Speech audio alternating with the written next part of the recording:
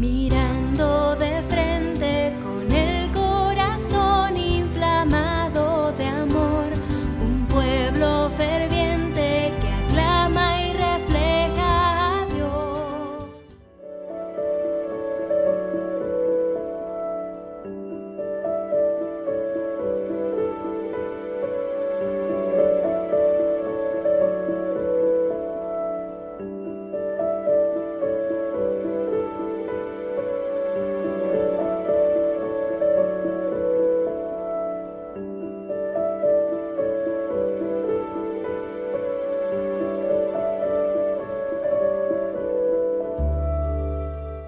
Queridos amigos, sean ustedes bienvenidos a su programa Fe y Razón. Así es de que, como todos los días, les damos las gracias y nos sentimos honrados con su presencia en este programa. Como siempre, los invitamos a que tengan a la mano lápiz, papel y su Biblia, por si les parece interesante anotar lo que aquí hemos de compartir con ustedes, en que comenzaremos el día de hoy una serie de programas dedicados a los doctores de la Iglesia Católica. Ahora que estamos en el año de la fe, vamos a escuchar a lo más excelso de que dispone la enseñanza de aquellos seguidores de Cristo en los 2000 años. Así que espero que sea una experiencia ilustradora para ustedes y nosotros, y también que sea agradable al Señor. Pero antes de eso, los invitamos a nuestra trivia, incluyendo por ahí nuestras preguntas pendientes, la primera de las cuales es: ¿dónde dice la Biblia, yo, Yahvé, exploro el corazón, pruebo los riñones, para dar a cada cual según su camino, según el fruto de sus obras? Segunda pregunta pendiente, amigos: el que da a los pobres no conocerá la indigencia, para el que se tapa los ojos, abundante maldición. Esto va a estar en Proverbios capítulo 28, versículo 27. Pero no dije la respuesta de la pregunta anterior, que es Jeremías 17:10. Repito, donde dice, yo, Yahvé, exploro el corazón, pruebo los riñones, para dar a cada cual según su camino, es Jeremías 17:10. Y tenemos las dos preguntas para el día de hoy.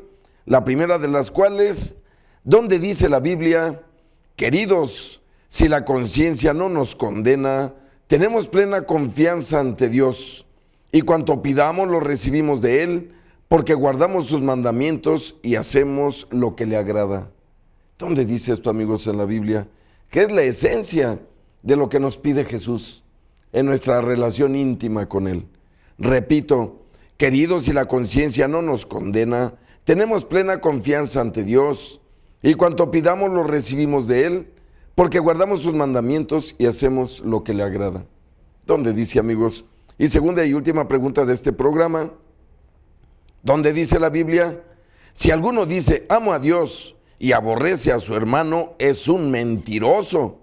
Pues quien no ama a su hermano a quien ve, no puede amar a Dios a quien no ve.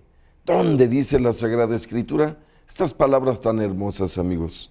Repito, si alguno dice amo a Dios y aborrece a su hermano, es un mentiroso. Pues quien no ama a su hermano a quien ve, no puede amar a Dios a quien no ve. Pues es una cuestión lógica. Pero vayamos, queridos amigos, al inicio de esta serie de programas en que dedicaremos el programa Fe y Razón a acercarnos, aunque sea de una manera breve, aunque sea con biografías de una manera sencilla, que nos lleven a conocer por lo menos a estos grandes seguidores de Jesús, que no solo son santos, sino que son doctores. Para entender esto, amigos, miren, un doctor en cualquier cosa, un doctor en filosofía, un doctor en medicina, un doctor en literatura, un doctor ya no aprende, ya solo enseña. Eso es lo grandioso de quien alcanza este título. O sea, ya no hay quien le pueda enseñar más sobre su materia. Entonces solo pueden enseñar. Esos son los doctores. Hoy comenzaremos de una manera un poco anacrológica. ¿Por qué?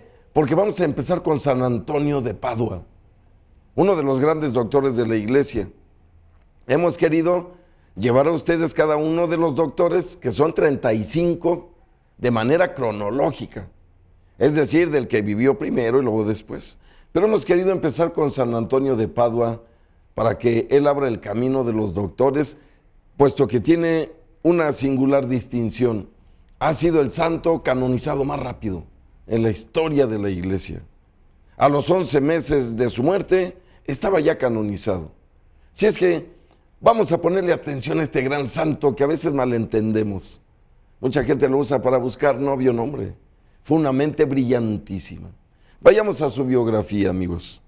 Entonces hablamos de San Antonio de Padua, que nació con el nombre de Fernando de Voulois. Su apodo es doctor evangélico. Él nació el 15 de agosto de 1195 en Lisboa. Falleció el 13 de junio de 1231 en Padua, en Italia. Y es venerado en la Iglesia Católica. Fue canonizado el 30 de mayo de 1232 por el Papa Gregorio IX. Principal santuario su basílica en Padua y también la iglesia de San Antonio en Lisboa. Sus atributos, la Santa Biblia, el pan y el niño Jesús, como ustedes saben, siempre en sus brazos. La mula por aquel milagro y la custodia. Es patrón para las necesidades de encontrar los objetos extraviados y también para buscar pareja. Vamos, entonces vemos que San Antonio de Padua, también venerado como San Antonio de Lisboa, nació en Lisboa el 15 de agosto de 1195 y murió en Padua el 13 de junio de 1231 a los 35 años de edad, amigos. Muy jovencito. Fue un monje, predicador incomparable en su generación, confesor empedernido, teólogo y místico de origen portugués. Nació con el nombre de Fernando Martín de Voulois e Tabeira Acevedo, en el seno de una familia de la aristocracia, descendiente del cruzado Godofredo de Bouillon. Este hombre que ven en su pantalla fue un cruzado, amigos, de los que intentaron recuperar Tierra Santa de los musulmanes. Es una tradición en Portugal que tuvo reyes. Vemos aquí cómo Antonio viene de casa noble. Él no tenía necesidad de dinero, un caso parecido al de San Francisco de Asís, que se convirtió a Cristo por puro amor a él. Y dice en nuestro escrito, en sus inicios, en el año 1210, cuando tenía 15 años, fue monje agustino en Coimbra, y en 1220, a los 25 años, se convirtió en fraile franciscano. Viajó mucho, viviendo primero en Portugal y luego en Italia y Francia. En 1221 participó junto con unos 3,000 frailes del capítulo general de Asís, el más multitudinario de los llamados capítulos de las esteras, donde vio y escuchó en persona a Francisco de Asís. Miren, amigos, este asunto del capítulo de las esteras es porque se reunieron tantos monjes, pero tantos que no tuvieron dónde acomodarlos. Así es que tuvieron que hacer esteras, es decir, como literas, ¿verdad? Encimadas, una cama sobre otra para acomodar a tantos y tantos, y en casas de campaña, etcétera. Y ahí conoció San Antonio de Padua a su fundador, a San Francisco de Asís. Y quiero decirles que hicieron química inmediatamente. De inmediato eligió San Francisco a San Antonio. Dice aquí, su convicción, cultura y talento como predicador se mostraron por primera vez en Forli en 1222. Pronto se divulgó la noticia de la calidad de su sermón y Antonio recibió una carta del propio San Francisco con el encargo de predicar y de enseñar teología a los frailes franciscanos. Luego fue comisionado por el mismo Francisco para luchar contra la propagación de la herejía cátara en Francia. Se trasladó más tarde a Bolonia y a Padua, es decir, era un gran apologeta, amigos. Era algo sensacional para contradecir a las sectas, en especial esta que le tocó enfrentar de los cátaros. La palabra cátaro quiere decir puro, en griego y se sentían puros. Y sigue diciendo aquí nuestro escrito, amigos, su capacidad de prédica era proverbial, a punto de ser llamado Arca del Testamento por el Papa Gregorio IX. Sus mensajes desafiaban los vicios sociales de su tiempo, en forma especial la avaricia y la práctica de la usura. Según los escritos de la época, sus últimas predicaciones realizadas en la Cuaresma de 1231 tuvieron un éxito popular notable. Aquejado por continuas enfermedades, perseveraba en la enseñanza y en la escucha de confesiones hasta la puesta del sol, a menudo en ayunas. La multitud de gente que acudía desde las ciudades y pueblos a escuchar las predicaciones diarias de Antonio lo obligó a abandonar las iglesias como recintos de prédica para hacerlo al aire libre. ¡Qué interesante! Miren, amigos, era tanta la gente que empezaba a verlo que ya no cabían. Tenía que salirse por ahí a un pequeño valle a poder acomodar a la tanta gente que quería escucharlo. Después de la Pascua de 1231, Antonio se retiró a la localidad de Camposampiero, pero decidió retornar a Padua poco después. Ya en las proximidades de Padua, se detuvo en el convento de Arsella, donde murió prematuramente cuando todavía no alcanzaba la edad de 35 años. La celebración de las multitudinarias exequias y la multiplicidad de milagros en su tumba que se le atribuyeron promovieron su rápida canonización bajo el pontificado del mismo Gregorio IX en mayo de 1232. Miren, amigos, sabemos que él nació veíamos que él nació el 15 de agosto y muere el 13 de junio. No alcanzó a cumplir los 36 años. Muy jovencito se lo llevó el Señor, pero con eso tuvo para dejar su marca en toda la humanidad. La celebración, ya decíamos, de sus multitudinarias exequias, sí, lo llevaron a la canonización. Ya en 1946, Pío XII proclamó a San Antonio de Padua doctor de la Iglesia, bajo el título de doctor evangélico. Antonio nació muy probablemente en Lisboa, de allí que el martirologio romano lo llama Lusitanus. La casa donde se estima nació el santo, en el barrio medieval de la Alfama, fue destruido completamente en el terremoto que arrasó Lisboa el 1 de noviembre de 1755. Y solo se conserva un pequeño sótano. Hijo de una familia acomodada de esta ciudad, se lo bautizó con el nombre de Fernando, nombre que cambió por el de Antonio en 1220, cuando entró en la Orden Primera de San Francisco. Miren, él empezó en realidad sus estudios eclesiásticos como agustino. Y Agustín fue un verdadero ejemplar para San Antonio de Padua toda su vida. Aun cuando cambió con los franciscanos, él siguió siendo agustino en su teología. Pero es muy importante cómo cambia su nombre. De llamarse Fernando, al ser aceptado y ofrecer los votos con los franciscanos, se puso Antonio, en honor de Antonio de Padua, un santo que él reconocía por el lugar donde permanecía en ese momento.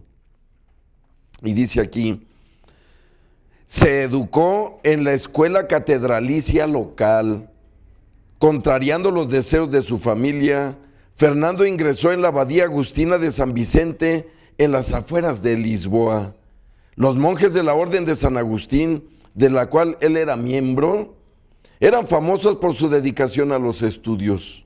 Fernando estudió las Sagradas Escrituras y la teología de algunos doctores de la Iglesia Católica como Jerónimo de Estridón, Agustín de Hipona, Gregorio I el Magno y Bernardo de Claraval. También estudió los clásicos latinos como Ovidio y Séneca. Tras obtener el permiso de sus superiores religiosos, se trasladó a la abadía de la Santa Cruz en Coimbra para continuar sus estudios. En el verano de 1220, cambió de orden y se hizo franciscano, como ya decíamos. En ese momento adoptó el nombre de Antonio en honor de San Antonio Abad, a quien estaba dedicada la ermita franciscana en la que él residía. En la fiesta de Pentecostés de 1221, miles de frailes, Antonio entre ellos, se congregaron en Asís, episodio que ha pasado a la historia como el capítulo de las esteras, ya que muchos de los frailes ahí reunidos tuvieron que dormir en esteras. Una vez concluida la reunión, el provincial de Bolonia, Fray Graciano, lo envió a una pequeña ermita en las montañas del pueblo Monte Paolo para que sirviera como sacerdote. Durante este periodo comienza su carrera como predicador, viajando por todo el norte de Italia y el sur de Francia contra las herejías. Su primer campo de acción apostólica fue la Romaña, donde le tocó enfrentarse al catarismo. Por ahí teníamos un mapa, a ver si aparece, para que tengan ustedes una idea certera de lo que hablamos. La Romaña es un estado, por así decirlo, de Italia, a donde fue enviado precisamente, miren, ahí apareció el mapa, esa es la Romaña, esa que aparece en color rosado. Y ahí fue enviado para enfrentar a los sectarios cátaros, que en realidad daban mucha lata a la iglesia de aquel tiempo. En la curia papal, Antonio suscitó en los cardenales y el pontífice Gregorio IX tal admiración con su predicación que llegó a llamarlo, como decíamos, con un epíteto muy propio. Le decía el Arca del Testamento. Es decir, el Papa le puso este apelativo a San Antonio de Padua por lo hermoso que hablaba y predicaba. Luego, Antonio de Padua, en la Asidua, se hace especial hincapié de este periodo, particularmente de la predicación cuaresmal de 1231, que sería la última predicación de San Antonio. Como ya decíamos, murió en agosto de ese año. Y esta predicación se considera como una de las más notables de toda su vida. Antonio enfermó de hidropesia y en 1231 fue de retiro al bosque Camposampiero con otros 2 frailes para darse un respiro y tomar nuevos aires. Allá, Antonio vivió en una celda construida por él mismo bajo las ramas de un nogal. Murió el 13 de junio de 1231 en el convento de las Clarisas Pobres de Arsella, en el camino de regreso a Padua a la edad de 35 años. Ahora en ese lugar aparece el templo que ven en sus pantallas, ya que el lugar original no existe más. Y luego vamos a hablar de su canonización. San Antonio de Padua es la persona que más rápidamente fue canonizada por la Iglesia Católica. 352 días después de su fallecimiento, el 30 de mayo de 1232. En 1263, la ciudad de Padua le edificó una basílica que conserva sus restos. 30 años después de su muerte, el sarcófago donde se encontraba su cadáver fue abierto. Todo su cuerpo estaba ya corrupto, con excepción de su lengua, lo que provocó una nueva oleada de devoción y la admiración que incluyó a personalidades como Buenaventura de Fidanza. El 16 de enero de 1946, Pío XII proclamó a San Antonio de Padua doctor de la Iglesia bajo el título de doctor evangélico. Se atribuyen a Antonio de Padua numerosos episodios de carácter místico, entre ellos la bilocación, ser entendido y comprendido por los peces cuando las personas despreciaron su predicación, o de cargar en sus brazos al mismo niño Jesús durante toda una noche. También el milagro de la mulita, que ocurrió en Rimini, en el que aquella mulita prefirió la Sagrada Eucaristía que la comida. Del Papa Gregorio I Magno aprendió que la ley del predicador es que realicen los hechos lo que proclama con las palabras. En vano se vanagloria de conocer la ley de Dios, quien destruye su propia enseñanza con las acciones. Qué importantes estas frases. Esto lo aprendió Antonio de Padua, decíamos de San Gregorio I Magno, que había muerto en el año 604 después de Jesús. Voy a repetir esta frase porque es muy, muy interesante, sobre todo en el año de la fe. Y decía Gregorio Magno, aquel que inventó la música gregoriana y la liturgia gregoriana y las misas gregorianas, amigos. De él hablamos. Y él decía, miren, la ley del predicador es que realicen los hechos lo que proclama con las palabras. En vano se vanagloria de conocer la ley de Dios, quien destruye su propia enseñanza con sus malas acciones. Pues esto es lógico. Los apóstoles, en cambio, decía este gran santo, hablaban de acuerdo con lo que el Espíritu Santo les concedía expresarse. Bienaventurado aquel que habla según le inspira el Espíritu Santo y no su propia alma. El testamento espiritual de San Antonio, que lo dejó, consta de 3 cosas. Procede la muerte, dice, de 3 cosas procede la muerte o la vida, dice San Antonio en su gran testamento: del corazón, de la lengua y de la mano. En el corazón, decía San Antonio, está simbolizado el consenso del bien y el mal. En la lengua, nuestra expresión con palabras. En la mano, nuestra actuación. Si hubiésemos rechazado al Señor en estos 3 modos, pues, cuando el mal con su contrario, alabémoslo en estos mismos modos. Reniega con el corazón quien no tiene fe o quien consiente el pecado mortal. Esteban dice en los Hechos, cuando lo mataron, acuérdense, Esteban al que apedrearon, habían rechazado a Moisés diciendo, ¿quién te ha nombrado príncipe y juez nuestro? Moisés, que significa acuático, representa la fe, dice San Antonio, que se nutre en las aguas del bautismo o la gracia del arrepentimiento. La fe es la primera virtud, es el príncipe. El juez es la gracia del arrepentimiento, con el cual el pecador se juzga a sí mismo y condena el mal cometido. Y dice San Antonio de Padua, rechazan a Moisés y no quieren que sea su príncipe y juez aquellos que no tienen fe o consienten el pecado mortal. Rechaza a Cristo, dice San Antonio, con la palabra quien mediante la mentira destruye la verdad o denigra al prójimo, como dice Pedro en el libro de los Hechos, capítulo 3 del 13 al 14. Ustedes en presencia de Pilato, les decía Pedro a los judíos, rehusaron al justo y pidieron la libertad de un homicida. Pilato, que significa boca del martillador, es la mentira y la denigración.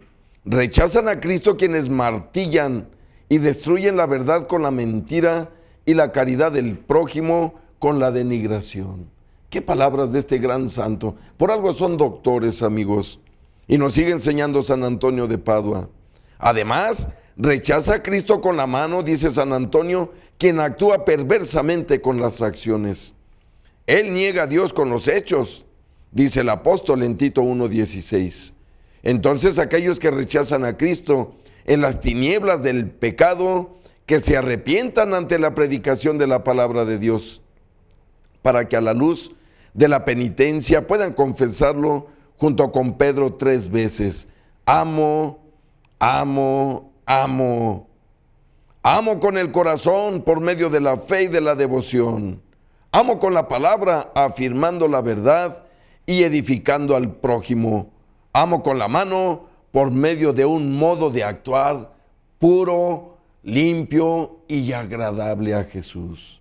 Miren, queridos amigos, qué hermosos santos tenemos en la iglesia. No por algo, estos santos siguen tan vigentes en nuestros días. Yo quisiera que reflexionen un poquito y se darán cuenta que San Antonio de Padua parece un santo que vivió hace 30 años. Y sin embargo, vean ustedes, vivió hace 800 años. Como Daniel, en su libro del Antiguo Testamento, en el libro del profeta Daniel, dice él, los doctos brillarán eternamente por su sabiduría. Y se comprueba. Y en cada uno de los doctores que habremos de compartir con ustedes, que incluye hombres y mujeres, queridos amigos, Por lo pronto, iniciamos con este gran doctor de la iglesia, San Antonio de Padua, que por cierto es mi santo patrono. Espero que me ayude y me cuide y le guste la exposición que estamos haciendo de él para que lo conozcan. Como hemos dicho, estas biografías que estamos compartiendo con ustedes no son biografías completas. Por cuestión de tiempo solo queremos motivarlos a que conozcan más a estos grandes doctores de la fe. No tengo duda que si ustedes conocen y se acercan a cada uno de los 35 que habremos de compartir en este programa, verán que su fe será otra al final de este año de la fe, porque escucharemos, como decíamos, lo más excelso que ha producido el Espíritu Santo dentro de la iglesia en estos 2000 años pasados, amigos. No es poca cosa. Ojalá descubramos como San Antonio de Padua la verdadera razón para vivir, que es Jesús, como lo hizo él. Como ya vimos, renunció a la riqueza, a la comodidad, y entonces se volvió un santo que hizo milagros en su época.